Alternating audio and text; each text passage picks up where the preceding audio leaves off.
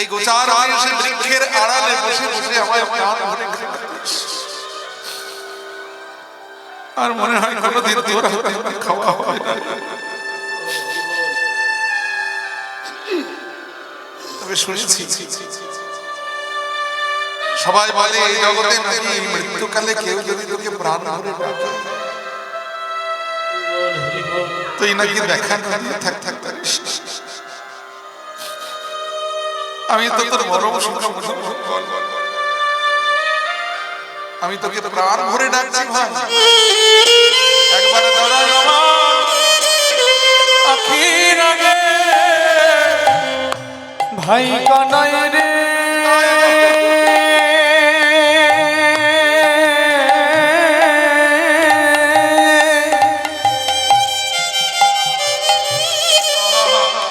একবারে দাঁড়াই আমার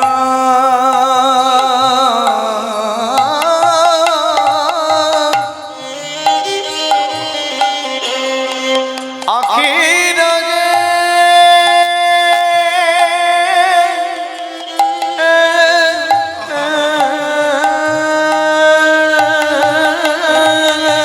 ভাই কানাই রে একবার দাঁড়া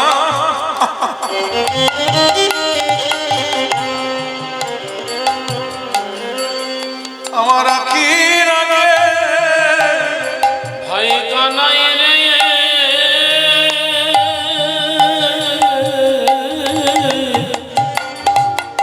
একবার দাদা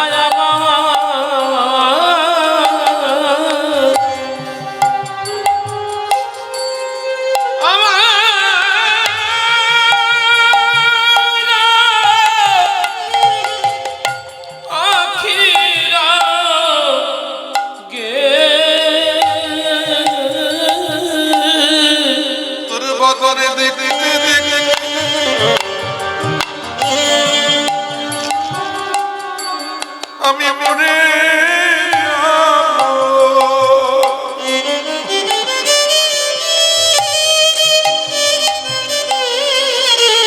একবার দাঁড়ায় আখির আগে তোরে মদনে দেখতে দেখতে আমি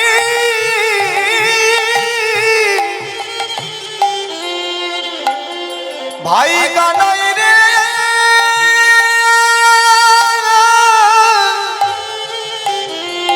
আমি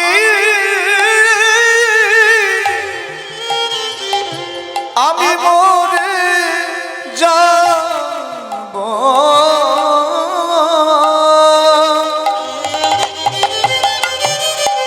ভাই কানাই রে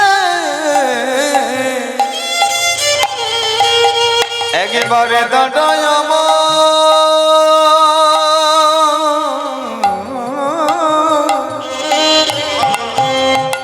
আমার আখির আগে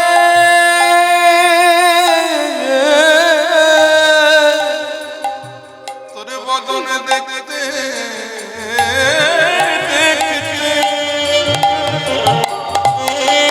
ভাই কানাই রে আমি মরে যাব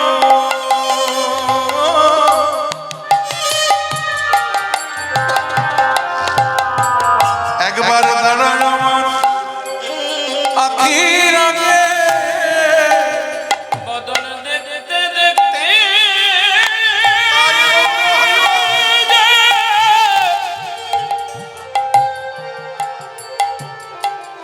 কানাই রে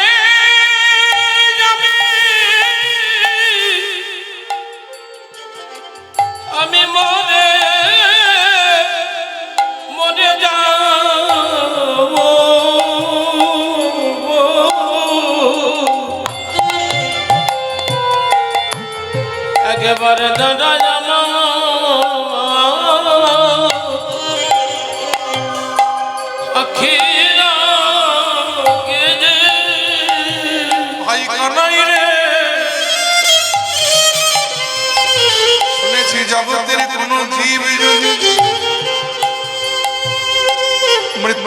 মৃত্যুকালে হরি বল হরি বল। দেখতে দেখতে মরতে পারে সে নাকি আবার পরজন্মে তোরে পায়।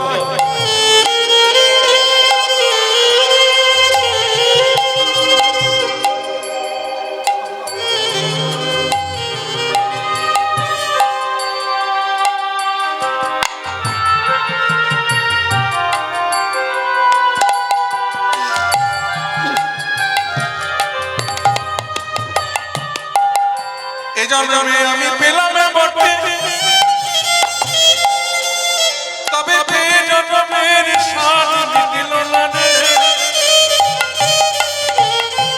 তাই যদি তোর বদনে দেখে আমি মরতে পারি, আমি আমার বড় জন্মে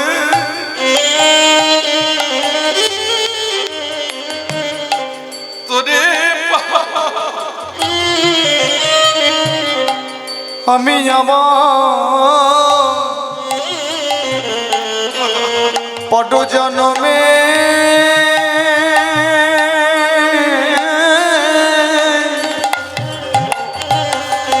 তোরে পাব।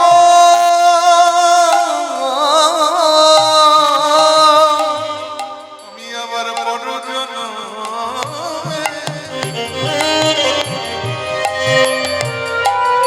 তোরে পর জন্মে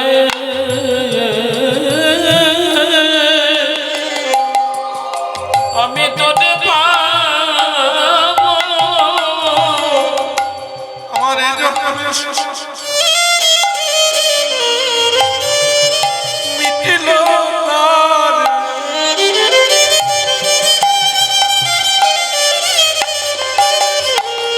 আবার বড় জন্মে আমি তোরে আমার এ জন্মে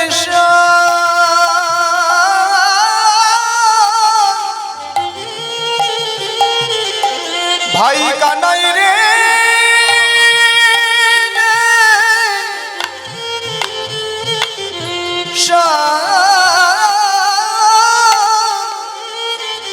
মিটিল না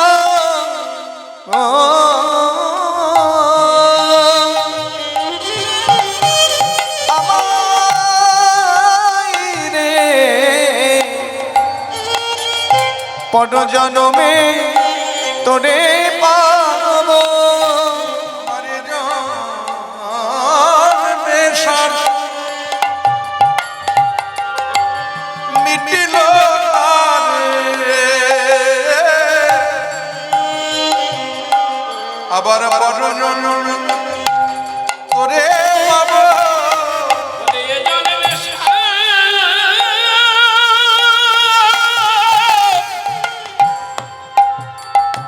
কানাই রে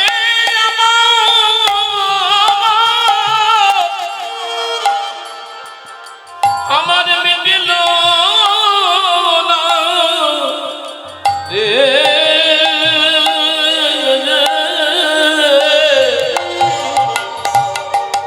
পর জন্মে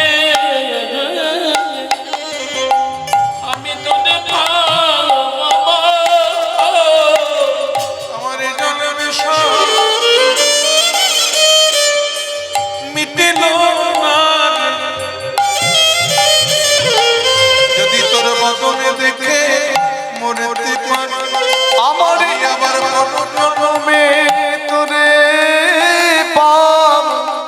বদনে দেখে মরতে আমার পট জন্মে তোরে পাব। যদি বদনে দেখে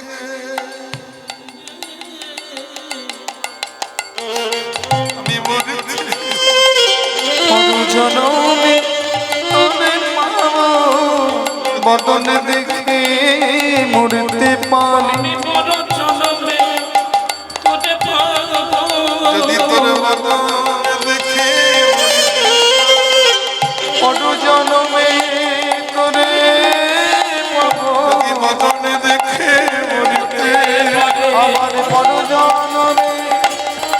পাবো বদন দেখে মরতে পারে পর জনমে তোরে পাবো বদন দেখে মরতে পারে পর জনমে তোরে পাবো বদন দেখে মরতে পারে পর জনমে তোরে আবার পর জনমে তোরে পাবো কোন সখা তীরে কোন সখা তীরে কারো অর্ধ দেহ তীরে কারো অর্ধ দেহ তীরে বিষের ভারে গলিতে গলিতে কানায় কানায় বলে কাঁদতে কাঁদতে সখারা প্রাণ করতে। কারো দেহে আর প্রাণ রইল না। ভগবান তো অন্তর্যামী, তিনি ইচ্ছাময়।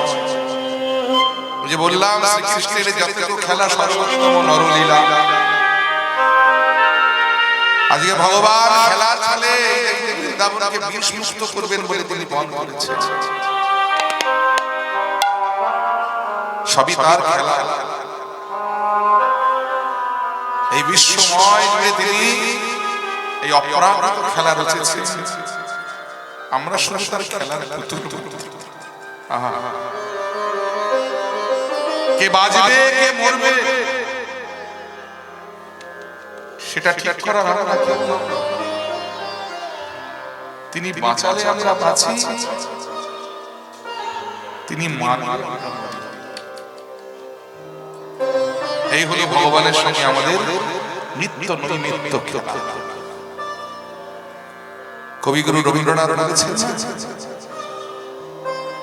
আহা তোমার সঙ্গে প্রাণে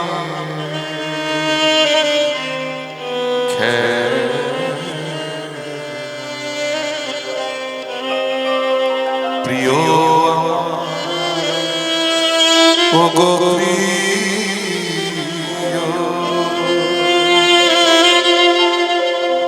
বড় তলা আজ খেলা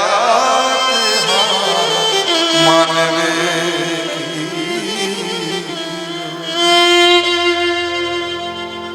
আহা তোমার সঙ্গে প্রাণে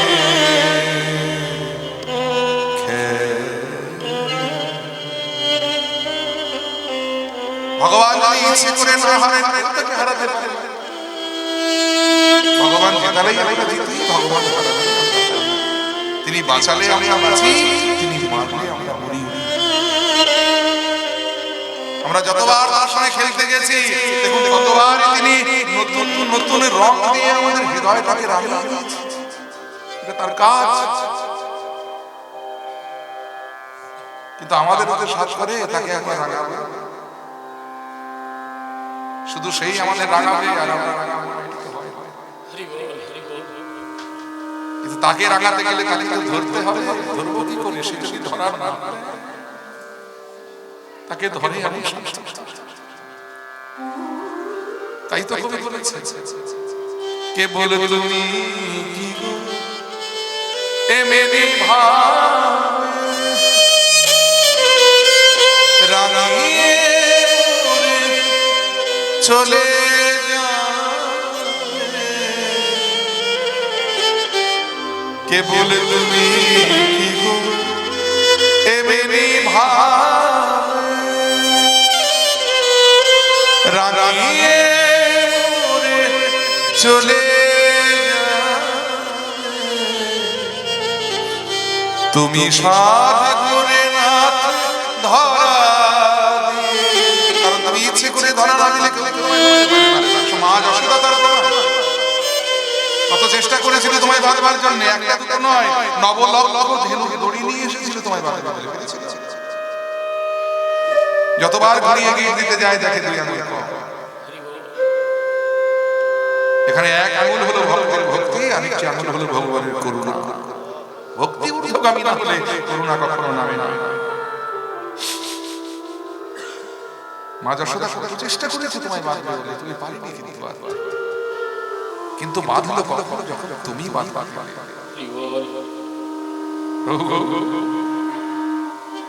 কে বলে তুমি কি গো এমনি ভাবে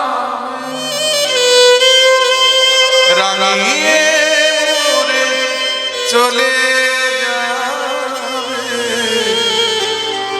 তুমি সাধ করে নাথ ধরা দিয়ে আমার বুকে নিও।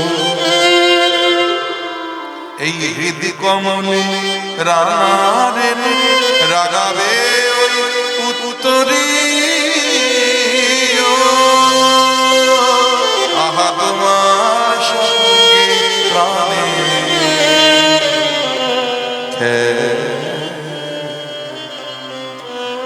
প্রিয়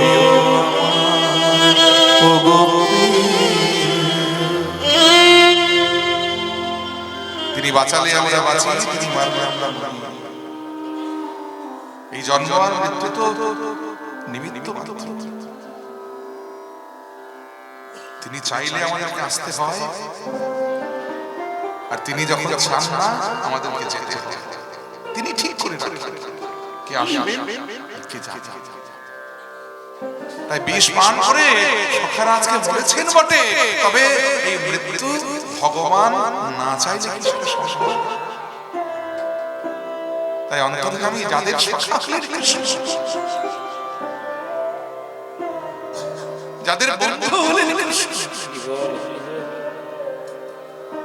তাদেরকে মারে কালিদাহের বিষ জলে আমরা কি খাবো? তাই তিনি অন্তর্যামী, অন্তরে জেনে বিলম্ব হেরিয়া কৃষ্ণ আইলে নশে কালিদাহের তীরে সখাগণ মরিয়া আছে যে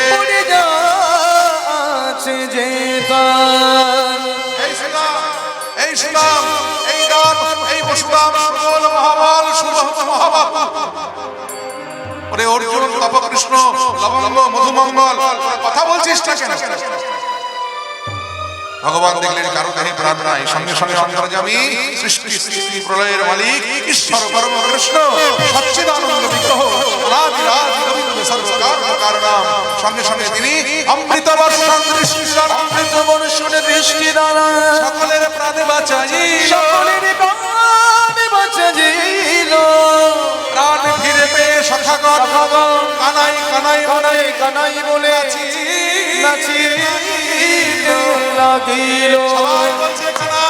এতদিন বৃন্দাবনে আমরা তোর অনেক ক্ষমতার কথা জেনেছি।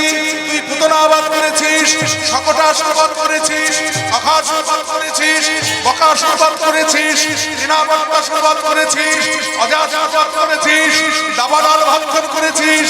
কিন্তু ভাই আমাদের জানা ছিল না কেউ মরে গেলে আবার তাদের মন্ত্র দিয়ে বাঁচিয়ে দিতে পারিস।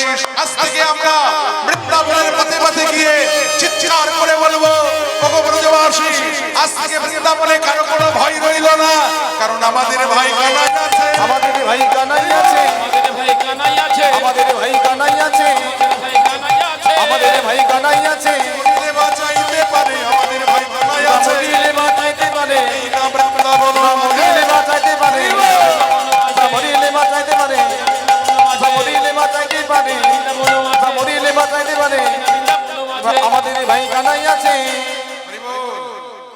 ভগবান বলে দাঁড়া, এখন আনন্দ করার কিছু হয় না। আনন্দ তখন হবে যখন কালী ও নাগকে আমি বৃন্দাবন ছাড়া করতে পারবো। আজ এই কথা বলেছে, সঙ্গে সঙ্গে শ্রীরাম দিয়ে খপ করে হাত ধরেছে। কি বললি? অত পৌরুষ দেখাতে হবে না, অনেক হয়েছে, চল এবার ফিরে চলে।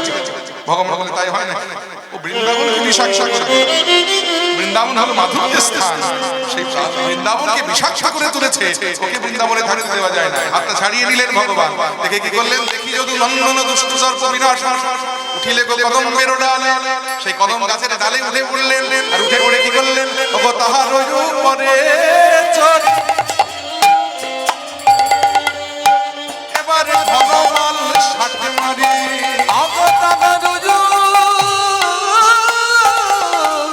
পড়ে চড়ি এবারে ঘটমান ষাটে মাটি মাল শাস মাল শাস। এই যে আমরা বাঙালিরা ধুতি করি না, ধুতি পরার তিন রকম নিয়ম আছে। এই যে আমি যেরকম পড়েছি এটাকে বলা হয় ফুলকুচি, আবার এই যে গৌর পরে এসেছে ওটাকে বলা হয় ফুলকুচি। এটাকে বলে গোল কোচা। আরেকটা নাম এই কোচাটাকে বাজার পাশ দিয়ে ঘুরিয়ে এখানে ইট দেওয়া যায়, এটাকে বলে মাল কোচা। আর এইভাবে দুটি করলে নিজেকে অনেক অনেক আটো সাটো করে। আর ভগবান মাল শাস মাল কোচা মেরে মেরে, কারণ যুদ্ধ করতে হবে। এবারে ঝাঁপি দিলে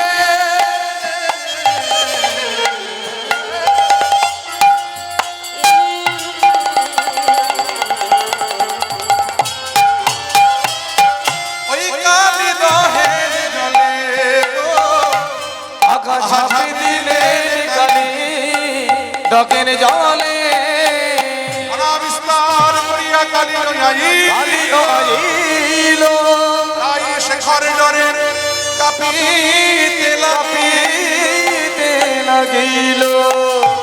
এই কালিয়নাগ কে জানেন? কালিয়নাগের পূর্ব পরিচয় কি? পুরাকালে কালিয়নাগের বর্ণনা পুরাণে আছে যে কালিয়নাগ ছিলেন একজন বিষদর্ভ বলে একজন রাজা। কোথাও বিষদর্ভ, কোথাও চন্দ্রধ্বজ, এরকম লেখা আছে। আমরা চন্দ্রধ্বজটাই বলি। চন্দ্রধ্বজ রাজা, এই রাজা মশাই একদিন লোকজন সৈন্য সামন্ত নিয়ে জঙ্গলে শিকারে গেছেন।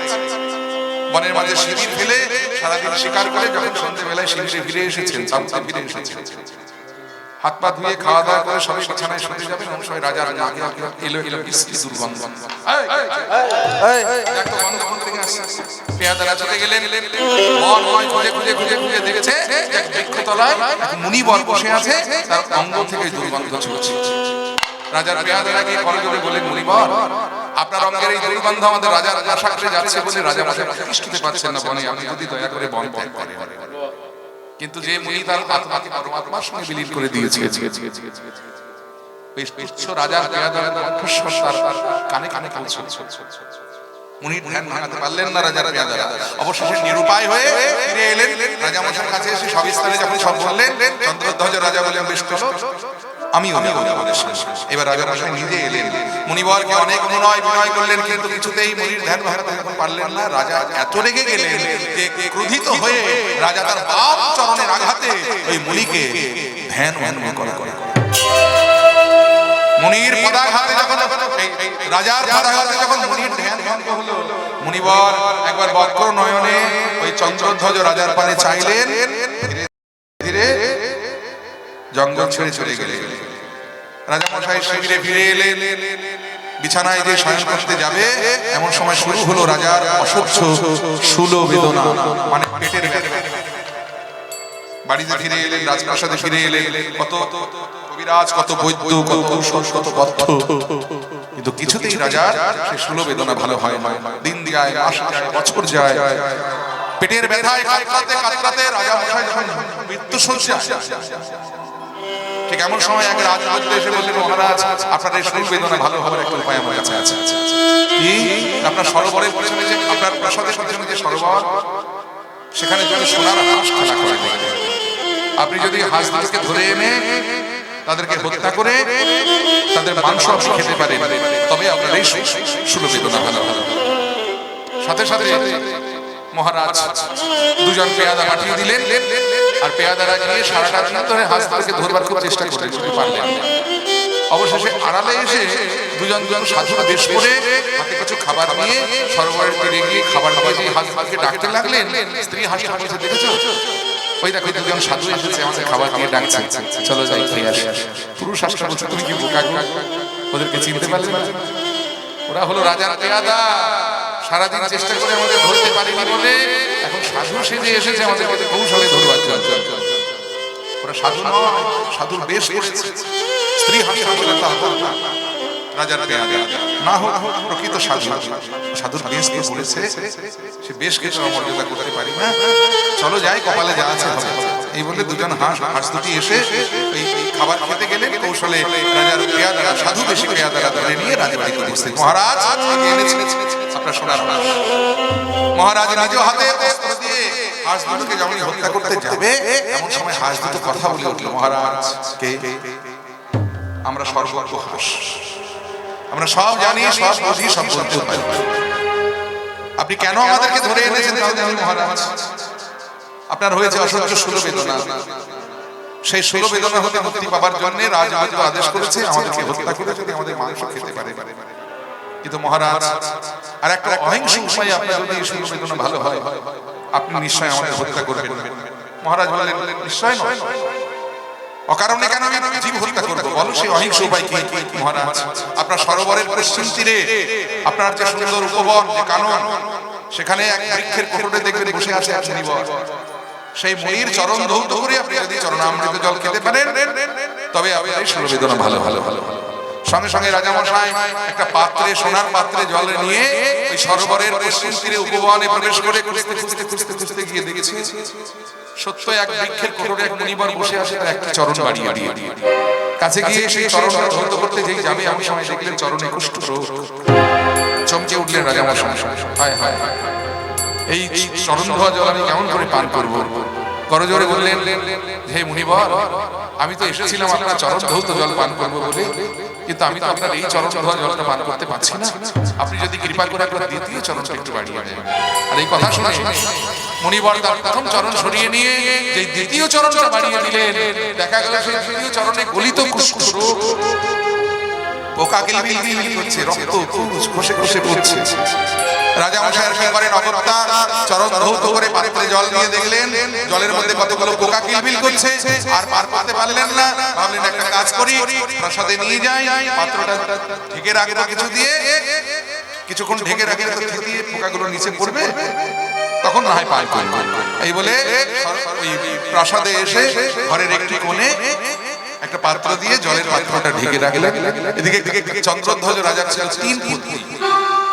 সেই 3 পত্নী তারা মনে মনে চিন্তা করলেন আমরা তো স্বামীর অর্ধাঙ্গী, স্বামী জান যে তার অর্ধেক অধিকার তো আমাদের, অতএব চরণামৃত জলের নিচে বৈষ্ণবের চরণ ধোয়া জল, মুনির চরণ ধোয়া জল, আমরা কেন বঞ্চিত হব? এই বলে স্বামীর অলক্ষ্যে ওই পাত্র থেকে জল নিয়ে ভক্তি ভরে তারা 3 জনেই পান করেছে। এদিকে কিছুক্ষণ পরে চন্দ্রধ্বজ রাজা ওই চরণামৃত জল পান করবেন বলে যেমনি পাত্রটির কাছে গেছে, পাত্র থেকে হাতে জল নিয়ে মুখের কাছে এনে দেখছে জলের মধ্যে একটা পোকা কিলবিল করছে, অন্তরটা বিষিয়ে উঠল, আর পার করতে পারলেন না। সঙ্গে সঙ্গে জলটা নিয়ে তিনি মস্তকে ধারণ করলেন। আর এমন সময় সেই মুনিবর আবির্ভূত হয়ে বলে, রাজা তুমি বৈষ্ণবের চরণ ধোয়া জলকে বিষ মনে করেছো, আমি তোমায় অভিশাপ দিচ্ছি, আগত জন্মে তোমার সর্বকুলে জন্ম হবে, নাম হবে তোমার কালীয় নাম, অন্তর তোমার বিষে পরিপূর্ণ থাকবে। মুনিবর মুনিবর আপনি কি অভিশাপ ফিরিয়ে নিন? এত বড় অভিশাপ হবে, আপনার অভিশাপ আপনি ফিরিয়ে নিন।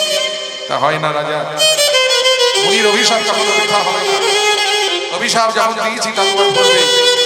তবে শোনো রাজা, এত বড় পরিহিত অপরাধ করবার পাশাপাশি তুমি একটা পুণ্য করেছো কি না, বৈষ্ণবের চরণ ধোয়া জলকে তুমি মস্তকে ধারণ করেছো। সেই সুকৃতিতে একদিন অনাদিরাদি গোবিন্দ বিভঙ্গ মুখিম ঠামে তোমার মস্তকের উপরে অধরে মুরলী লয়ে নৃত্য করবে। আর তোমার নৃত্যে যখন তোমার অষ্টাগত প্রাণ হবে, প্রাণ বাহির হবার জোগাড় হবে গোবিন্দের নৃত্যের চোটে, তখন তোমার এই 3 পত্নী আমার চরণ ধোয়া জলকে সম্মান জানিয়েছে বলে তাদের স্বীকৃতিতে সেদিন তোমার প্রাণ রক্ষা।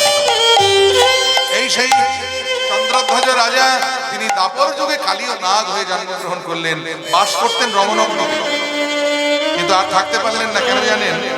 ওই যে গরুর ওই যে ইন্দ্রলোক হতে ওই অমৃত ভাণ্ড এনে যখন কদ্রুকে দিয়েছিলেন, ওদিকে কদ্রু চিন্তা করলেন সবাইকে নিয়ে একসাথে খাবো, তাই অমৃত ভাণ্ডটা লুকিয়ে রেখেছিলেন, এক জায়গায় সুরক্ষিত রেখেছিলেন। স্বয়ং ইন্দ্রপুত্র তিনি এসে ছলে বলে কৌশলে সেই অমৃত ভাণ্ড নিয়ে আবার যখন ফিরে গেলেন, তখন থেকে গরুরের রাগ গিয়ে পড়ল সবাই সাপগুলো। সাপ তখন থেকে গরুরের প্রধান আহার হয়ে গেল। সাপ দেখলে গরুর আর রেহাই দেয় না। সে গরুরের ভয়ে কালীয়নাথ চিন্তা করলেন বৃন্দাবনে চলে যায়, কারণ বৃন্দাবন শুনছি ভগবানের স্থান, আর গরুর শুনি নাকি ভগবানের বাহন, ভগবানের বড় পরম ভক্ত। বৃন্দাবনে নিশ্চয় গরুর কোন হিংস্র আচরণ করবে না, ওখানে গরু গিয়ে আমাকে বিনাশ করবে না। তাই সঙ্গে সঙ্গে কালীয়নাথ তার পত্নীদের নিয়ে 3 পত্নীকে নিয়ে সপরিবারে বৃন্দাবনে চলে এলেন। আর বৃন্দাবনে এসে ওই যমুনার দহ কালী দহেতে বাস করতে লাগলেন, বৃন্দাবনকে তার বিষ দিয়ে বিষাক্ত করে তুললেন। আর ভগবান সেই কালী দহের জলে ঝাঁপ দিয়েছে, আর যেই কালী দহের জলে ঝাঁপ দিয়েছে অমনি শ্রীদাম সুদাম আদি যত সখাগণ, শ্রীদাম সুদাম আদি যত সখাগণ, শ্রীদাম সুদাম আদি যত সখাগণ, আকাশিদাম সুদাম আদি যত সখাগণ, বলি কালী দহে তীরে কাঁদিয়া মগন, কালী দহের তীরে কাঁদিয়া মগন। শ্রীদামে বলছে সুবল রে, আজ বলাই দাদায় আসে নাই বলে মা যশোমতী ভাই কানাইয়ের দায়িত্ব আমায় দিয়ে পাঠিয়েছিল, কিন্তু আমি তো আমার দায়িত্ব পালন করতে পারি না। তাই ভাই কানাই যদি আজ দহ হতে উঠে না আসে, এই বৃন্দাবনের মাটিতে দাঁড়িয়ে আমি প্রতিজ্ঞা করলাম, তোরা কেউ যাস বা না যা, আমি কালী দহের জলে ডুবে প্রাণ ছাড়িব, দহের জলে ডুবে প্রাণ ছাড়িব, দহের জলে ডুবে প্রাণ ছাড়িব, দহের জলে ডুবে প্রাণ ছাড়িব। কানাই কানাই বলে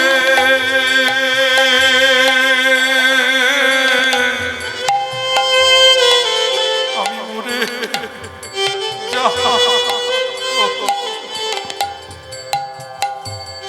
জলে ডুবে প্রাণ ছাড়িব, কানাই কানাই বলে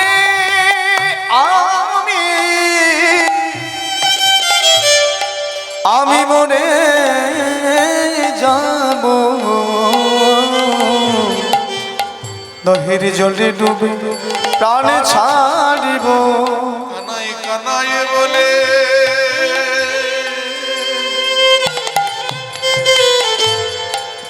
মরে যাব, দহের জলে প্রাণ ছাড়ি, কানাই কানাই বলে আমি মরে যাব, আমি আর ঘরে ফিরে যাব, কানাই কানাই বলে মরে যাব, আরে ঘরে ফিরে যাব, কানাই কানাই বলে মরে যাব, কানাই কানাই বলে মরে যাব,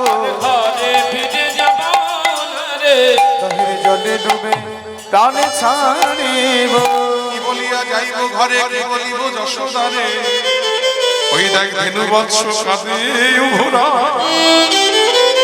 এসব কহিতে মানি আশা হইলাম মাধব অবনী গড়িয়া।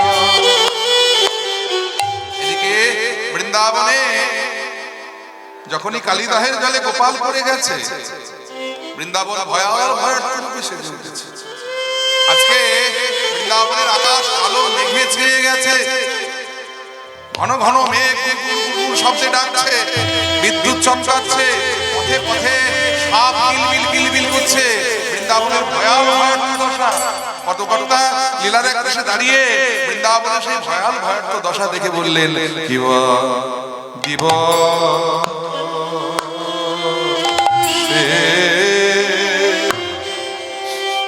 দিবসে দিবসে আধার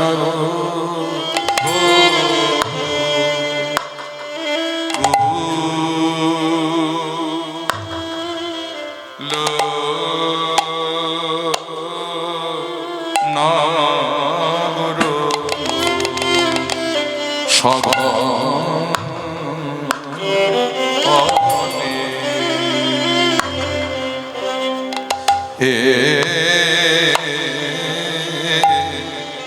সঘনে কাপয়ে মহি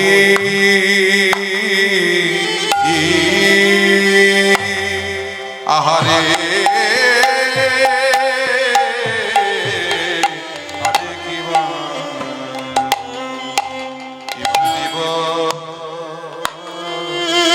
সে দিবসে আরে কিবা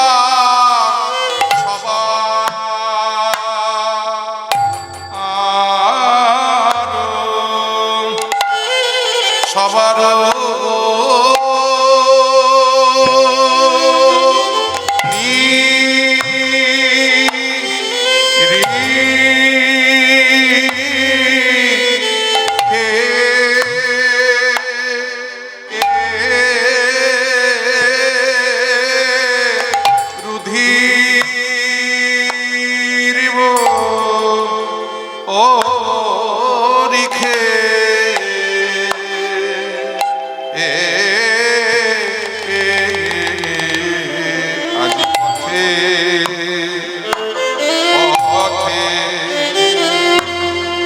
পথে পথে ঘুরিয়ে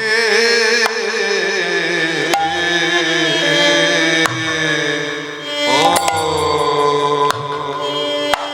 হি আহারে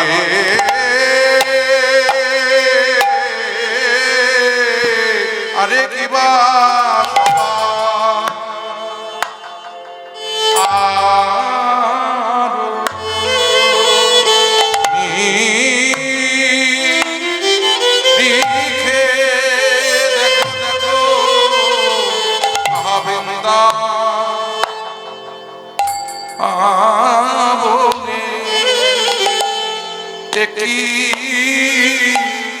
দশা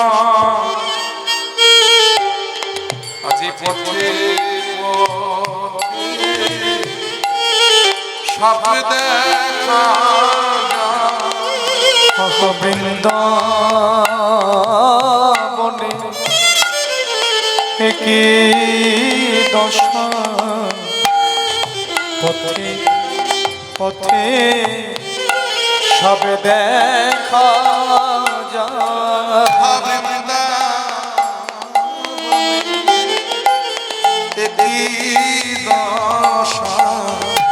পথে পথে সব দেখা বৃন্দাবনে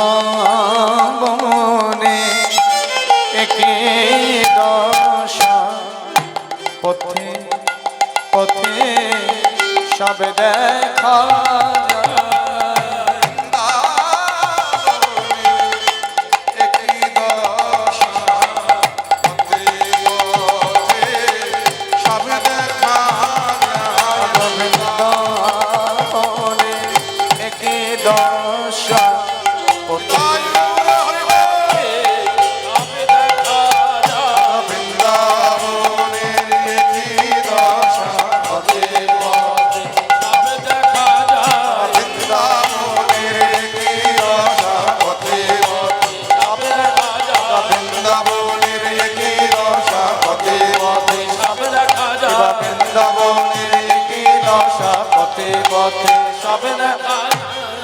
দিব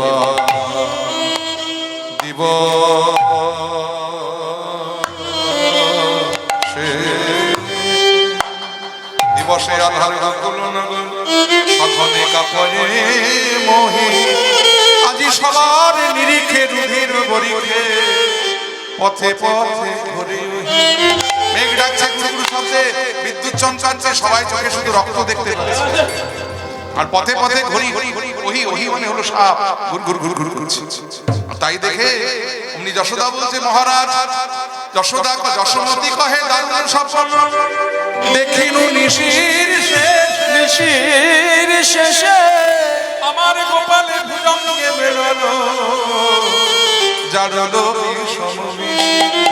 মহারাজ আমার মনটা বড় বড় গাইছে গো আমার গোপালের জন্য আমি ভোরবেলাতে আমি স্বপ্ন দেখেছিলাম দুঃস্বপ্ন যে আমার গোপালকে সাথে বেড়ে ধরে বিষে জর্জরিত করছে আমার মনটা বড় গাইছে তুমি একবার আমার গোপালের কাছে নিয়ে চলো নন্দ যশোমতী গোপ গোপী নন্দ যশোমতি গোপে গোপিততি নন্দ যশোমতি গোপিত ওই নন্দ যশোমতি গোপে গোপিততি শুনি না চলিল ধার শুনিয়া চলিল ধায় যাহা শিশু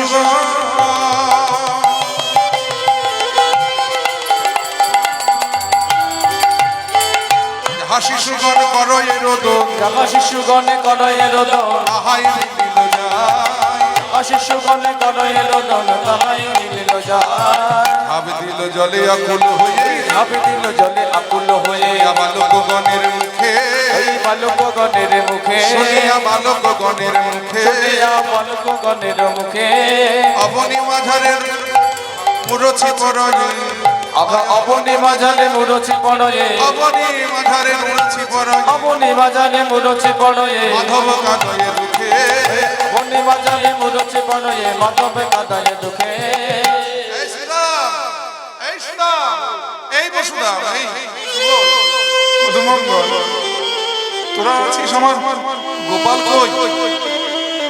কেউ কোনো কথা বলতে পারল না। শুধু শ্রীরাম আঙ্গুলি দিয়ে ইশারা করে দেখিয়ে দিলেন মাগো তোমার গোপাল ওই কালীদহের জলে ঝাঁপ দিয়েছে। আর যেই দেখিয়ে দিলেন সঙ্গে সঙ্গে যশোমতি আজু কাঁদে রে, কাঁদে ব্রজেশ্বর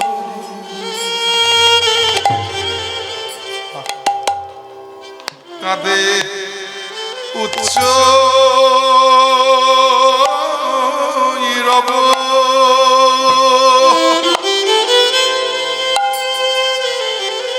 উচ্চ রব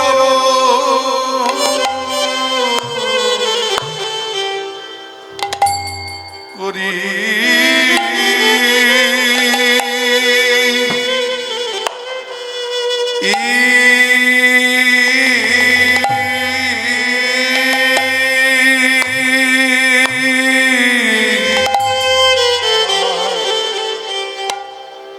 আহায়াজু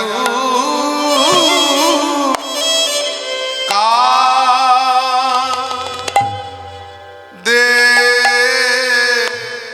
রে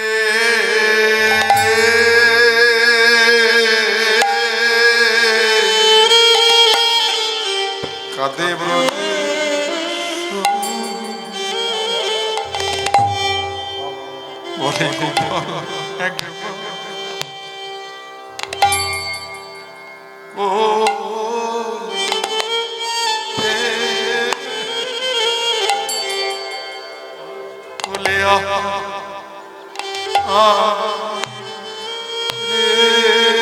গোপাল কোলে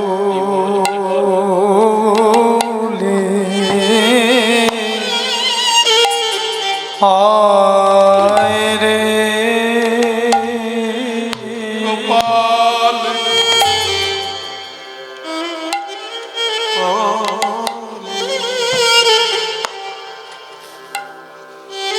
বলে গোপাল কোলে